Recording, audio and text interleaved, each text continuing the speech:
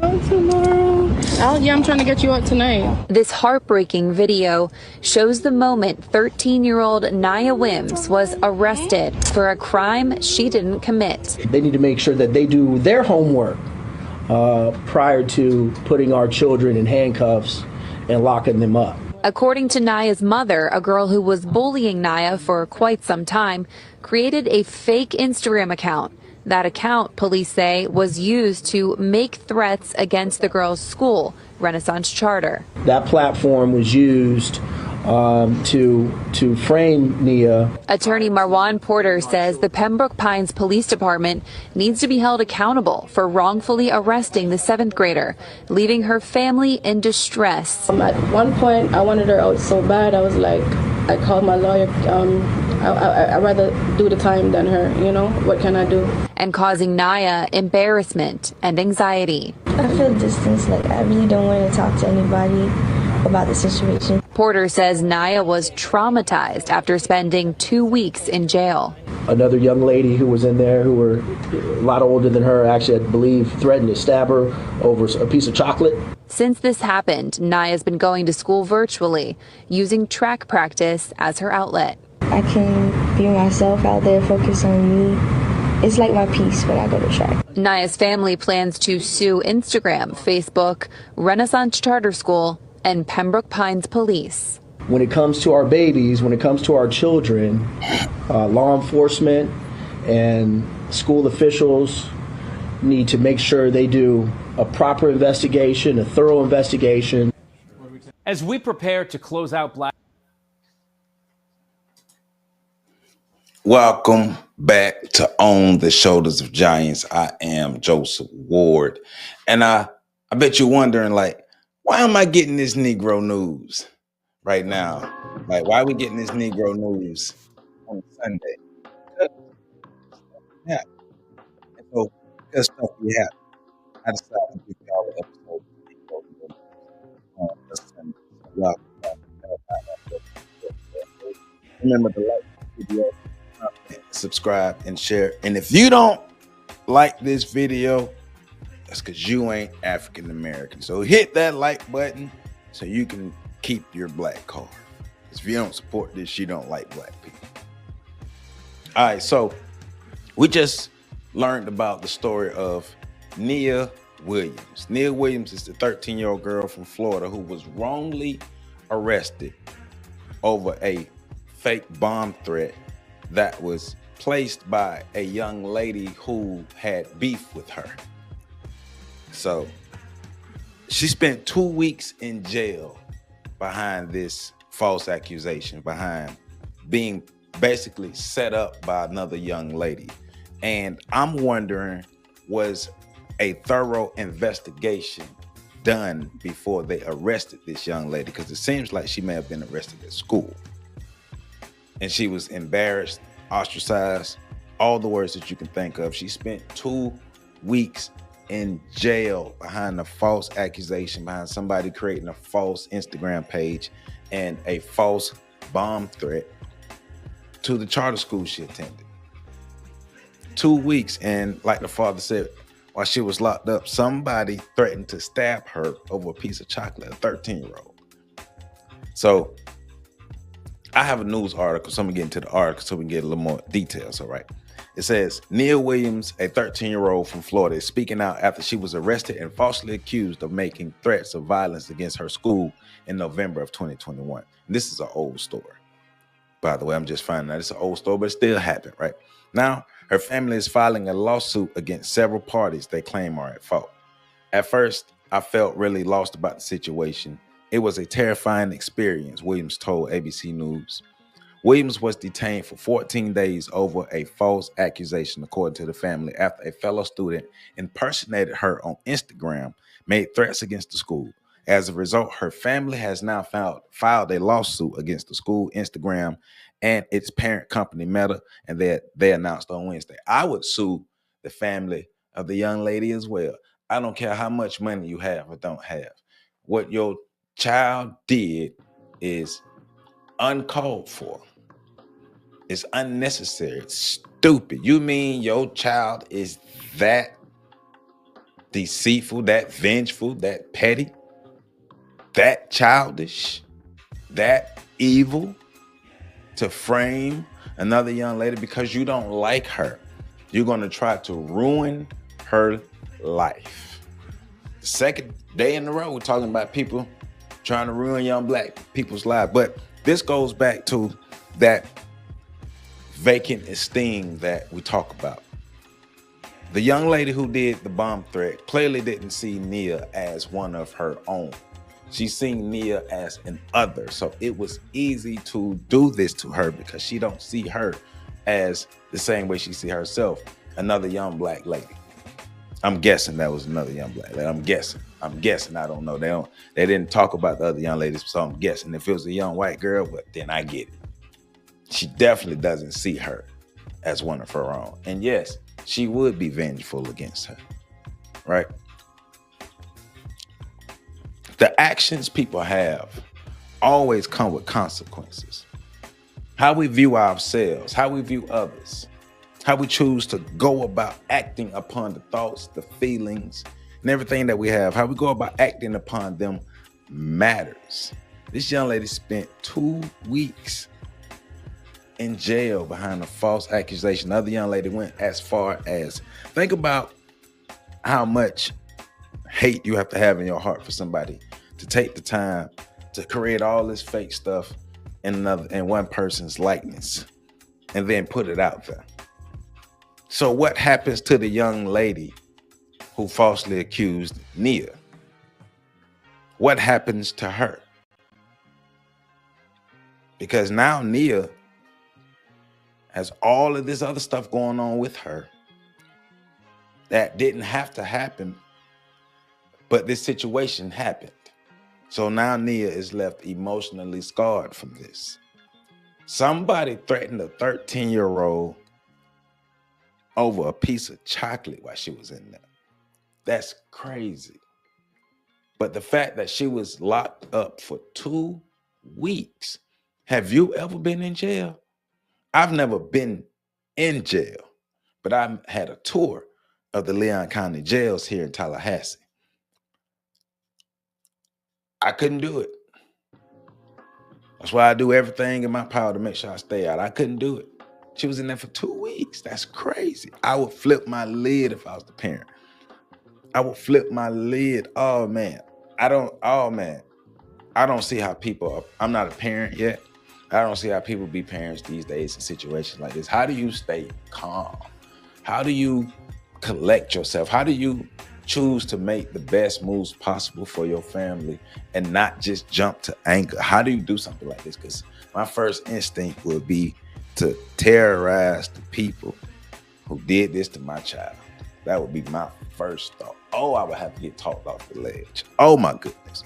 So they said that the family also filed a notice of intent to sue the Pembroke Pines Police Department over the incident because of them arresting her and the manner in which they arrested her. Because I don't think they did a thorough investigation. Because how did you now find out that she didn't do it? You did an investigation. So if you'd have done that from the jump, the proper young lady would have been arrested. When it comes to our children, law enforcement and school officials must make sure that they do their homework before they put our kids in handcuffs. And that was the family's attorney, Marwin Porter. I agree. Do your dang on due diligence before you go popping young black kids in handcuffs. But they didn't care. Clearly, it didn't matter for them to put a young 13-year-old girl, young black girl who's 13 in handcuffs. They didn't care to do an investigation. They didn't care to do their due diligence. They just was like, hey, she did it. That's crazy. And so they didn't make the other student's name public, but she was charged. So the other student was charged over the incident. And so she was charged, and they said the lawsuit alleges that the defendants engaged in malicious prosecution, violated victims' civil rights, and intentionally inflicted emotional distress. Oh man, I'm suing y'all for everything you could think of. I want generations to understand that you got to make good decisions. No family and no child should have to go through this. No family and no child should have to go through this. That's crazy. The 13-year-old girl, why did they do that to her? So that's how we starting off this Negro News. We got 3 stories today. That's how we starting off. Nia, I'm sorry you had to go through that. The adults, once again, the adults continue to fail the children.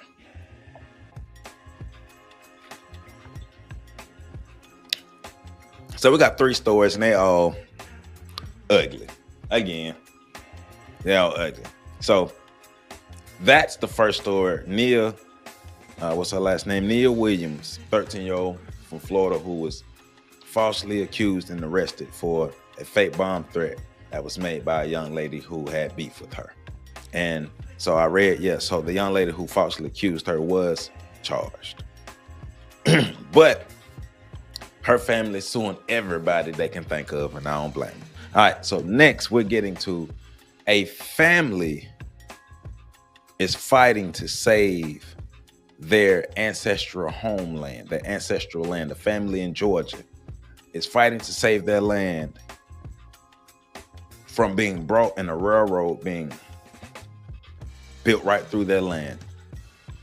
The city, the county, the area wants to buy their land from them, take their land from them, put a railroad through it. But they're fighting like they should. They're fighting to save their land because there is wealth in land and Black people need to keep the land that we buy. We need to keep it up and make sure that we can properly care for the land and keep the land that we have.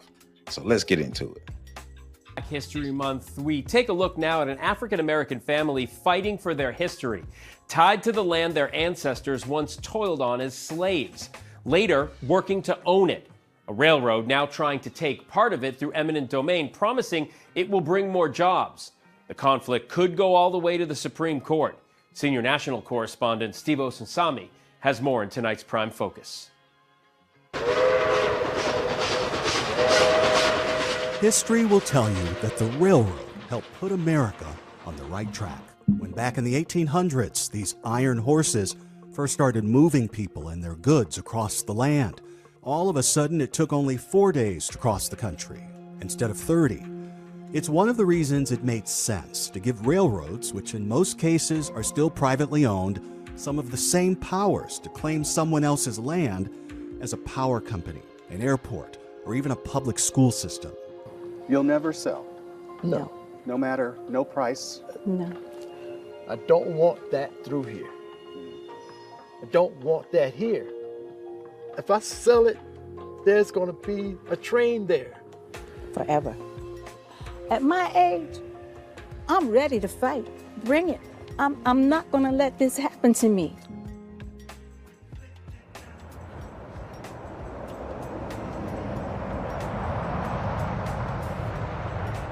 "72-year-old Blaine Smith, his wife Diane, his brother Mark next door, and his wife Janet are fighting centuries of history and U.S. law that still say a privately owned railroad can knock on their door in Middle Georgia and tell them that they need to sell a 3/4-mile strip of their land that's been home to their family since slavery. It's going to go up on the other side of the ponds and go on right down through that way, over here. Yeah.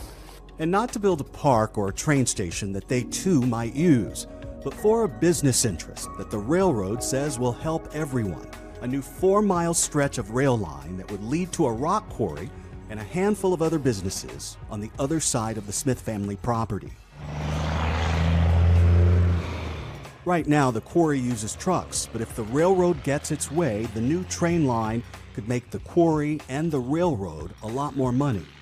I feel that we were targeted. This particular community was targeted because it is a Black community. We've been labeled poor and Black for so long, and how are we going to fight back? Is what's happening here racism?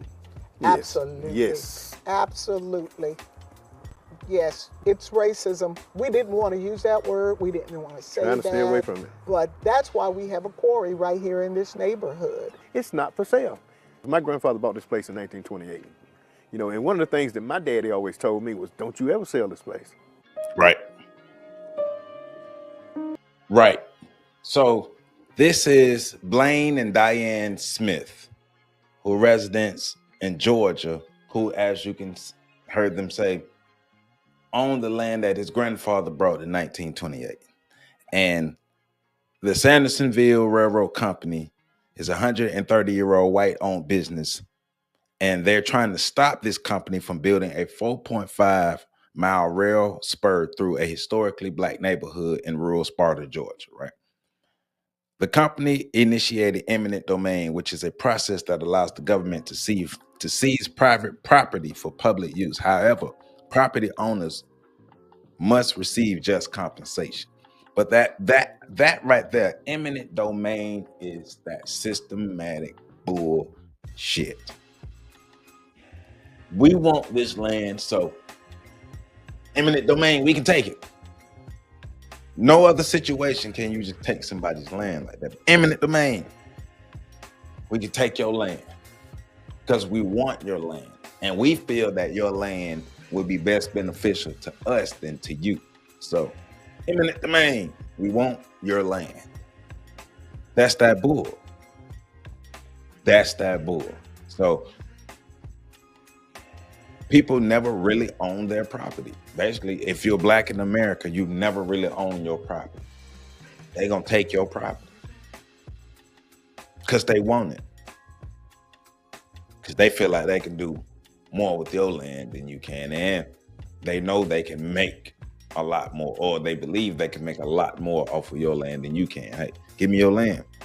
So it says the proposed spur would cut through parts of the property Blaine and his siblings inherited, which includes 600 acres acquired by his grandfather in the 1920s, and he said specifically 1928.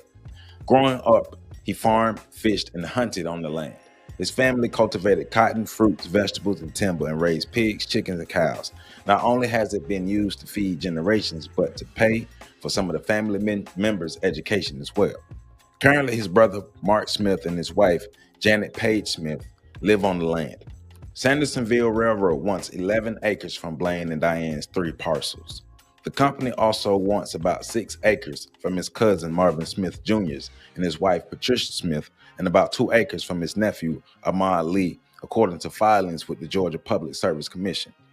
With the railroad just a few hundred feet away from their home, it would disrupt their peace and run through the middle of the land where Blaine plants trees. He's also worried about the potential damage to the property from hazardous products that he thinks will be transported on the tracks and people trespassing. Sandersonville Railroad rebutted the statement, claiming no hazardous products will be shipped on the line. Well, how do you know? How can you ensure that? How can you ensure that? We've had to fight to keep this land. There's always somebody coming to try to bamboozle you out of it, Blaine told Capital B, and that's a news outlet that I'm reading from. And he's right.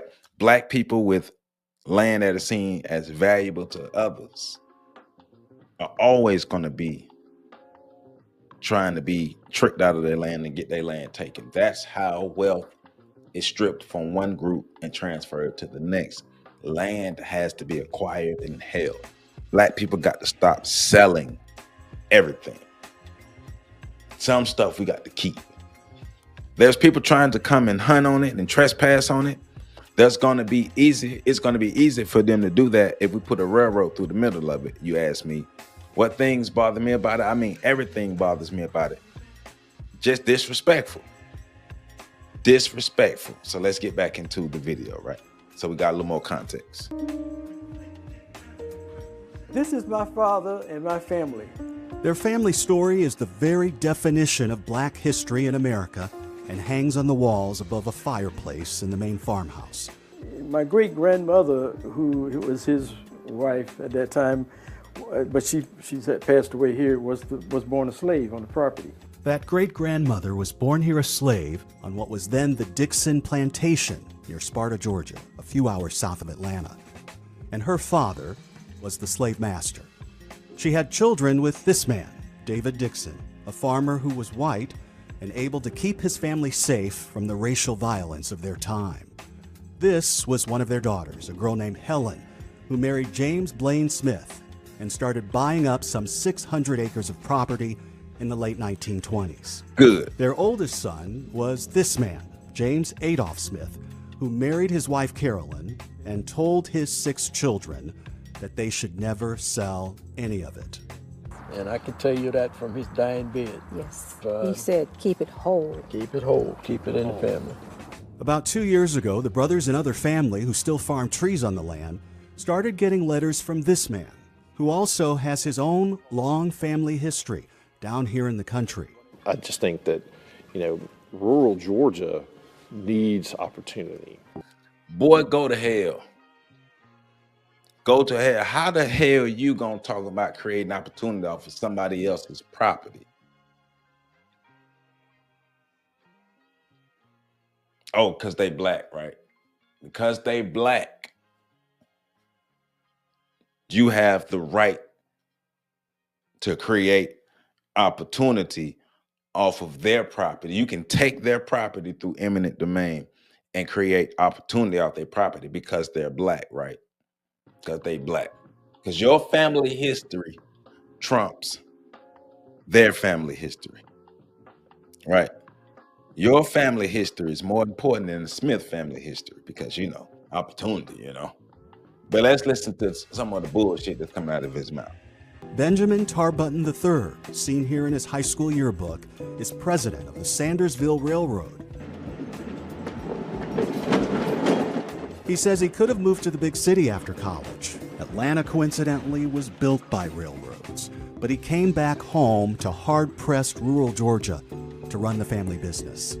It was started by a great-grandfather of his same name in 1916. And he says the new rail line to the rock quarry could lead to at least a dozen permanent jobs and could help get this place growing again. He told us to go take a look in town and see the sad storefronts that have looked this way for more than 30 years. And while he wouldn't say how much he was offering the black landowners, he told us he's still trying to get them to willingly sell small portions of their land. And the thing forget you, bruh. Find a new way to do what you're trying to do. What does their land have to do with your vision for what you want to do? Look at your hair. What does their land have to do with anything that you got to do? Find another way. They don't want to sell their land. What part of no do you not understand? But I guess, I keep forgetting they're black. They're black, they're inferior, they're less than human. So what they say don't matter. Their history don't matter. Their land, their ownership, their property rights, their rights, period. Their human rights, their humanity don't even matter to you because they're black and they're less than. I forgot. Share with the family members I've met with is, I'm a landowner too. I've been on their side of the table. Boy, really shut up. All the time until now. And the thing that we always have done is we tried to get as much money as we could, but we always worked with them. And that's what we're asking folks to do with us now. Whatever he offered, okay, was not what it would have been worth if we went to sell it. They tried to minimize the impact of a train cutting directly through your property. There is this argument, of course, that, they didn't ask for this. I understand that. You're not in that same spot. Right. You have the power of eminent domain. Right. I mean, it's a tough. And that's that bull. That's that bull. He get the power of eminent domain, but they don't get the power to actually keep and retain and fight for their property properly. Why does he get eminent domain? Deal. The infrastructure of this country. I mean, if eminent domain did not exist, we would not have everything that's a part of modern day Georgia, modern day. Hey, you heard what he just said. If we didn't have the right to take people's property, Georgia wouldn't be what it is. He literally just said, If we didn't have the right to just take people's stuff, Georgia wouldn't be what it is. Oh yeah, that's right. That's right. A bigger picture. If y'all didn't have the right to take people's stuff, America wouldn't exist. I forgot. America. The power of eminent domain usually belongs to government, like a state highway department. That's called systematic power, which gives you the ability to enact systematic racism. That's systematic. They're explaining systematic racism. Or a public utility like a gas company. And it's usually for building something everyone can use, like Central Park in New York or Hoover Dam near Las Vegas. And it often feels enormously cruel to landowners, allowing the city of New London, Connecticut, for example, to condemn this little pink house in 1997. Mrs. Suzette Kelo went all the way to the U.S. Supreme Court because they were taking her land to build a $300 million research center for the Pfizer drug company. And in a decision that still shocks people today that the families in Georgia hope they can help overturn, the court ruled against her, saying that economic development was a good enough reason to condemn her land and sell it to private developers. They even do it to their own people. They even step on their own who they don't consider their own. Just because, remember, all skin ain't kin. That goes for everybody. All skin ain't kin. So if they step on their own, imagine what they do to the people that they look down on. We got to get the word out. That's why we do this, so we can get the word out. Homes and lives were destroyed, and in the end, the new research center was never built. We have currently a petition pending before the U.S. Supreme Court in a case out of New York trying to overturn that Kelo decision. If that case is not the one that is going to do it, this certainly could be the case that makes it up there. Mike Greenberg is from the same legal group that fought for Suzette Kelo. They flew south and are helping the Georgia families for free. The real issue here is it a public or private use? That's correct. At a hearing a few weeks ago, the judge said more than once that he felt for the families, most of them African American, who crowded his courtroom. I'm very sympathetic to the landowners, and if I ruled from what I thought was morally right, I would absolutely rule in your favor. 2 weeks later, so do it. So do it.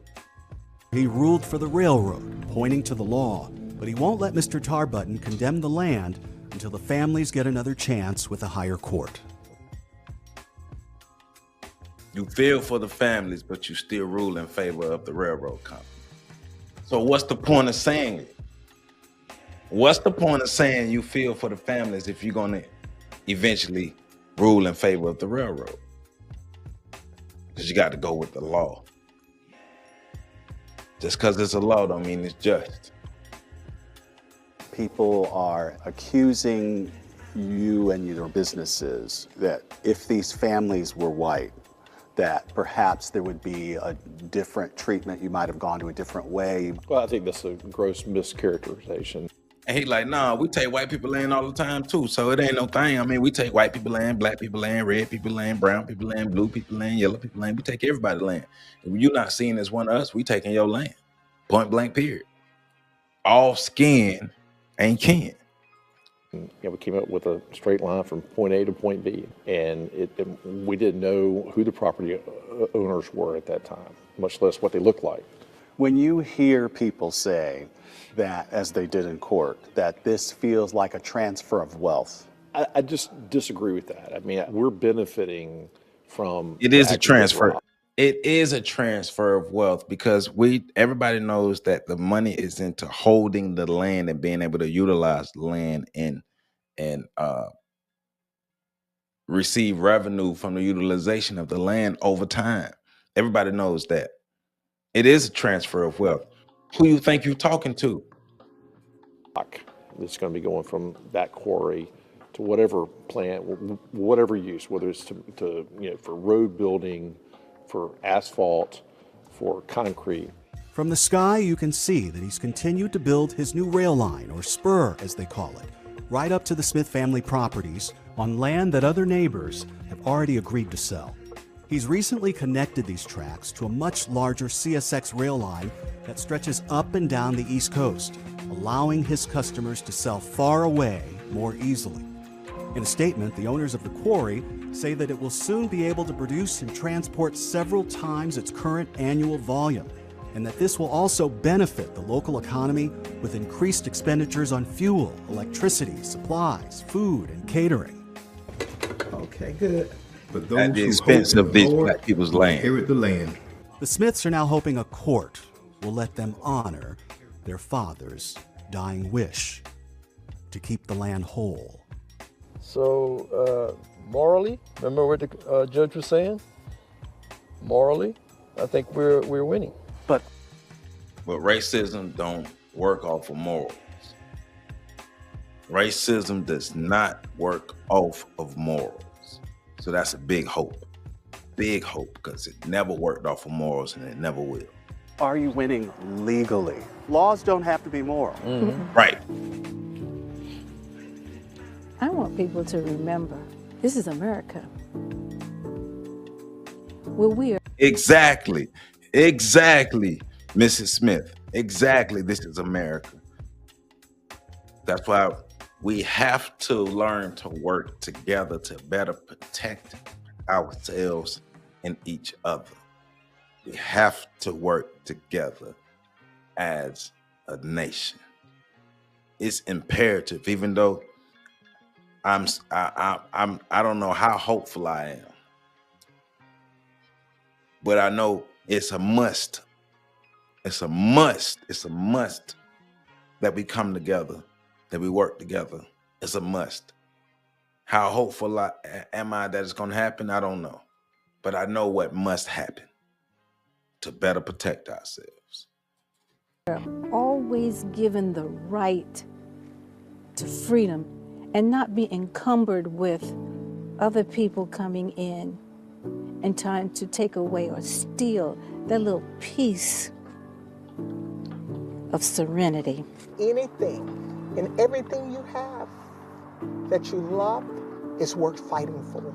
Don't ever quit fighting for it. Straight up. Straight up.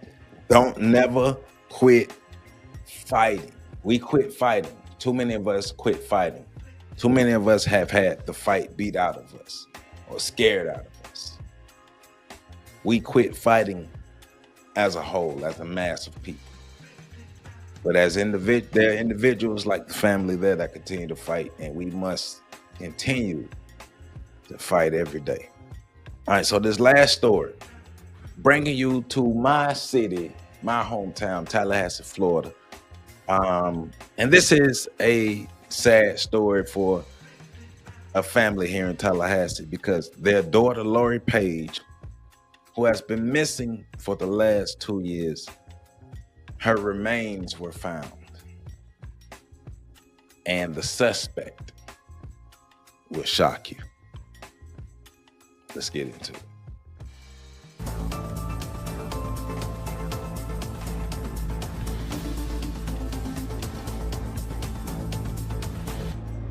First and foremost, thank you for being here. Today is not a happy day. Today's a sad day in the sense that we did recover the remains of missing 12-year-old Lori Page.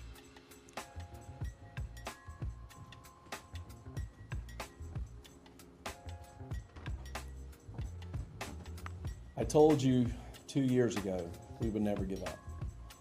I told you 2 years ago we would find Lori and we would bring her home. I told you 2 years ago that we would find who did this and we would arrest them and bring them to justice. And today I stand before you to tell you we have done just that. So we have recovered Lori's remains and we have arrested the person responsible for this crime.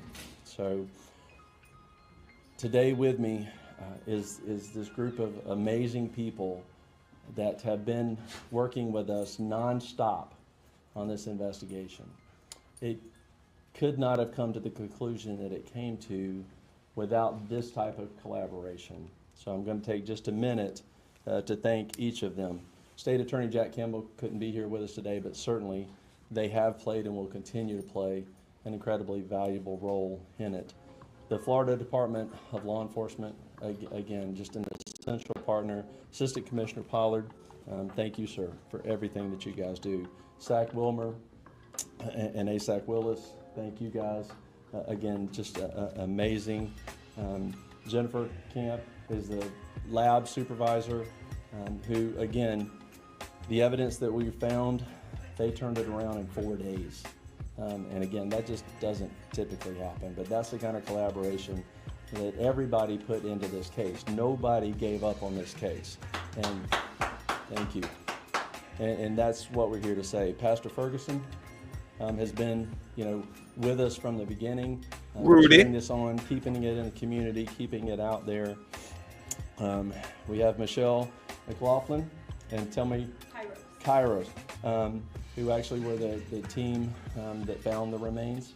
After multiple, we did several searches over several different locations, and again, just a magnificent team in that. Thomas County Sheriff Tim Watkins was instrumental in our ability to go into Georgia to do the things that we were able to do up there. The support of his agency for our agency while we were up there was just incredible. So thank you, sir, for that. That was amazing. And I can't leave out TPD's lead investigator, Jerry Magna. So just a tremendous job. So with that being said, I'm going to read a statement, and you guys will get a copy of that. So, after a comprehensive and exhaustive 22-month investigation into the disappearance of 12-year-old Lori Page, the Tallahassee Police Department has arrested her father, 36-year-old Andrew Wiley, on the charges of second-degree murder.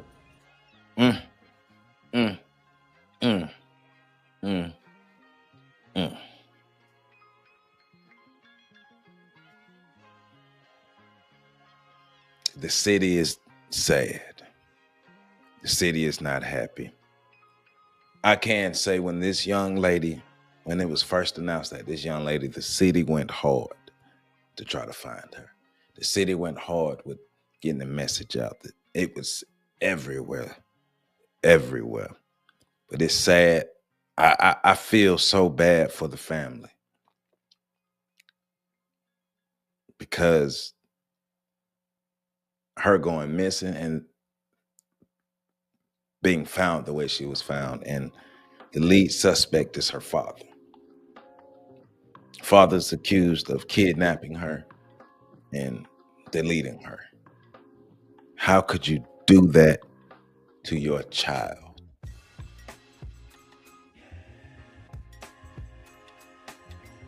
If you can do that to your child, you don't care. You really don't care. There's a good chance he don't care about himself. So the Tallahassee Police Department on Friday revealed that Lori Page, the subject of a missing child case police have been working on for nearly 2 years, was found dead. The Griffin middle schooler went missing in June of 2023. She was 12 at the time. Police, the FBI, community volunteers, and the family have been searching for answers ever since. TPD Chief Lawrence Rebel announced at a press conference that they recovered the remains of Lori Page after a prescribed burn revealed her remains in a remote bush-covered area in Thomas County, Georgia, known locally as Plantation. And Thomas County, Georgia is just north. It's north of Tallahassee. It's 45 minutes away from here in Leon County, Florida. Thomas County, Georgia is like 45 minutes away. So I told you, like you said, I told you 2 years ago we would find Lori and we would bring her home. I told you 2 years ago that we would find who did this and we would arrest them and bring them to justice. And today I stand before you and tell you we've done just that.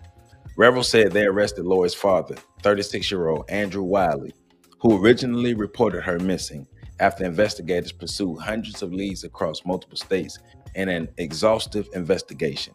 He was arrested on a second-degree murder charge. When Lori first disappeared, her mother frequently took to social media to share all that she knew about the case and her dissatisfaction with TPD's investigation. And that is true. That's true. When I told you all, when I said to them, this is where you need to check. This is where you need to do. You are all pulling out dogs and helicopters and all this bull. She said to them, but she said TPD fumbled the bag at the time, right? And she pointed out that Lori was last in the father's custody. If I had Lori, I would know where she's at, right?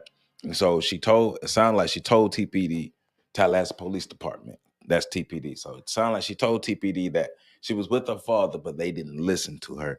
And they checked everywhere else except the father. Wiley originally claimed that she left home with a backpack in the night while he was at work. Within the first year, detectives never found Lori, and Wiley's story started to show inconsistencies, Rebel said. The case evolved significantly over time, with key developments ultimately leading to Wiley's arrest. Last February, Wiley's phone was seized and analyzed, which showed questionable internet searches, including searches about remote areas with bodies of water in Alabama and Georgia. Investigators switched their focus to Wiley and began searching a remote bush-covered area of Thomas County, Georgia, known locally as Plantation. Several searches yielded no results until April 5th of this year, after a prescribed burn cleared some of the underbrush. That allowed a dog from the North Florida search team, Kairos, to locate her remains. First responders conducted a grid search back at the first 8 months of her disappearance at the San Luis Mission Park, and that's a park that's not too far from my house here on the west side of town. The last place where she was seen. Back then, TPD said that they were exhausting all their options to learn anything that might help them find Lori. So they said the chief rebel previously told the Tallahassee Democrat that detectives were relentlessly trying to dig anything up that could point to her whereabouts. And so she went to Griffin Middle School, which is right around the corner from my job, right? So let's get back into the video, though. Then we'll get more into some more details. Let's get back into the video. Since Lori's disappearance in June of 2023, detectives have pursued hundreds of leads, conducted interviews across multiple states, examined digital evidence, and searched extensively across North Florida and South Georgia. The case evolved significantly over time, with key developments ultimately leading to Wiley's arrest. The following provides an overview of the timeline of events that we followed. June 3rd, 2023. Lori Page is reporting missing by her father, Andrew Wiley, and at that time, he claimed she left home with her backpack sometime in the night while he was at work. Summer of 2023 to early 2024, detectives pursued hundreds of leads across state lines. Lori is never located, and the story provided by Wiley begins to show inconsistencies. February 2nd, 2024, a phone is seized from Wiley's residence. A forensic analysis uncovers questionable internet searches, including queries about remote areas with bodies of water in Alabama and Georgia. That's what I just read for you. March 2024, as more consistencies in Wiley's statements are identified and new information about his relationship with Lori emerges, detectives shift their focus more heavily towards Wiley. Early 2024, based on digital evidence, detectives begin searching a remote, brush-covered area of Thomas County, Georgia, known locally as a plantation. Multiple searches are conducted but yield no results. April 5th, 2025, following a prescribed burn that cleared heavy brush in the area, detectives returned to the plantation for another search. This time, they located human remains. The remains are processed by the Florida Department of Law Enforcement, again, like I said, in 4 days, and positively identified as those of Lori Page. This case has deeply impacted our community for nearly 2 years. Lori deserves a safe home and a full life. While today's arrest will never bring her back, it does bring us one step closer to justice. This arrest is a testament to TPD's unwavering commitment to solving violent crimes and bringing justice to victims and their loved ones. Anyone with any further information in this case is urged to contact TPD at 850-891-4200. To remain anonymous, you can call Crime Solvers at 850-574-TIPS. Again, we extend our sincere gratitude to the many officers, community members, and partner agencies who supported this case. And we'll stop that right there. So detectives had said Lori's case was much more complicated than other missing children cases because she lacked a digital footprint without social media or a phone, right? So they're saying that it was a lot more difficult to find her, even though the mother told them that she was with the father last. And I guess they didn't believe that the father was involved more than he was until his stories became inconsistent. So I'm guessing that's why the mother was saying, nah, you got to check him further. You got to check Buddy. Buddy ain't moving right. So it says, moreover, her family dynamic complicated the case. Family members are spread out across 3 different states, Florida, Georgia, and Tennessee.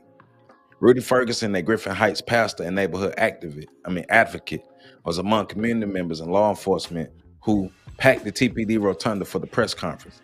He and others took part in numerous searches for Lori, who lived in the neighborhood. While this was the grim news we were hoping we didn't get, on the other side of that, we're grateful that we have this information. He said it brings some sense to closure, but it also reminds us that there's work to be done in the community to safeguard our children.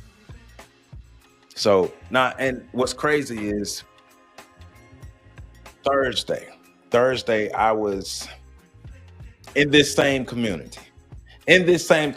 Thursday, just this past Thursday in the same community, I was with the FAMU nursing students. We were doing HIV testing, blood pressure, and glucose if you're from Tallahassee, you know what I'm talking about, at the Time Saver convenience store at the corner of Old Bainbridge and Brevard Street in the middle of what we call Frenchtown. We were at the Time Saver convenience store, and a young man came over and was asking, because his younger brother is missing, and was asking us, have we seen his younger brother? So even in that same community, another young person has gone missing as of late. They found Lori Page's remains, and it looks like her father is the main culprit to her demise, which is sad. Black people, what are we doing out here? If you could do that to your child, you don't care about yourself or anything else. Talk about vacant esteem.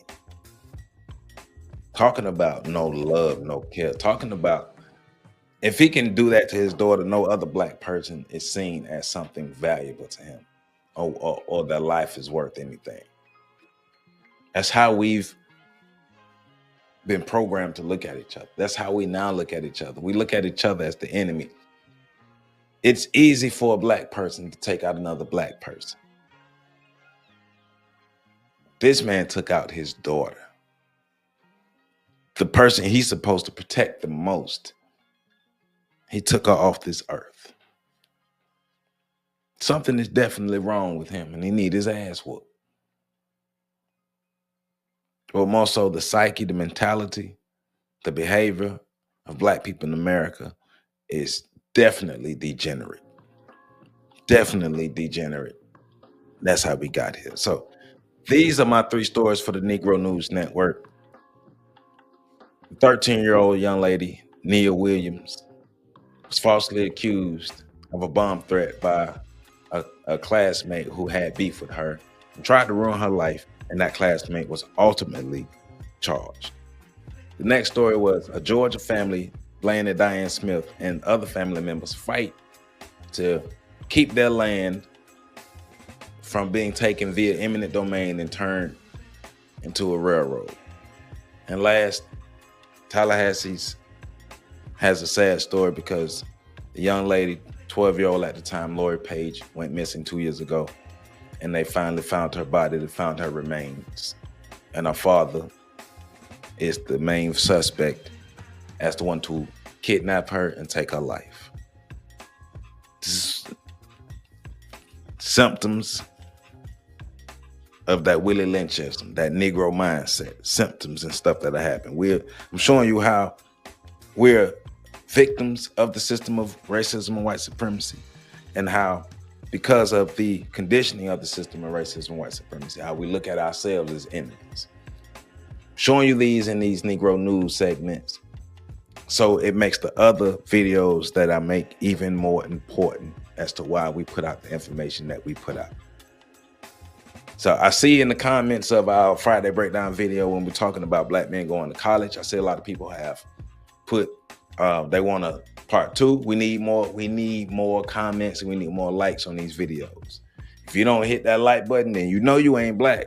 You know, Joe Biden told you that you're not black. So if you don't hit that like button, you're not black. Support all these videos on this channel. All these videos on this channel. Support all these videos on this channel, because we're going to the moon. We're going to 100,000 and more, and I need your help. Let's get this information out. Let's support. I love you all, and I catch y'all on the other side. Negro News. Like, comment, subscribe, and share. Peace out.